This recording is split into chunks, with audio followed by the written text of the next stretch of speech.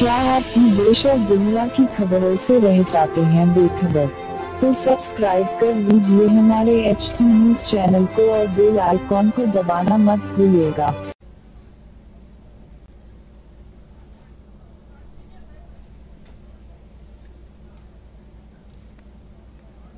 Namaskar, good afternoon.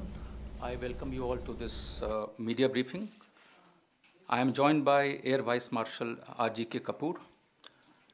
I will read out a prepared statement on recent developments on India-Pakistan front. We will not take any questions after my statement. India had informed about counter-terrorism action it took yesterday against a terrorist training camp of Jaish-e-Mohammed in Pakistan, based on credible evidence that Jaish-e-Mohammed intended to launch more attacks.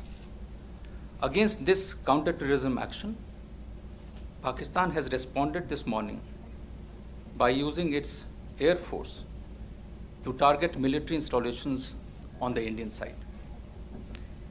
Due to our high state of readiness and alertness, Pakistan's attempts were foiled successfully. The Pakistan Air Force was detected and the Indian Air Force responded instantly.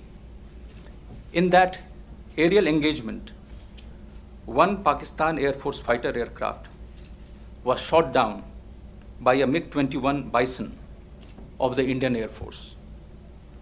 The Pakistani aircraft was seen by ground forces falling from the sky on the Pakistan side. In this engagement, we have unfortunately lost one MiG-21. The pilot is missing in action. Pakistan has claimed that he is in their custody. We are ascertaining the facts.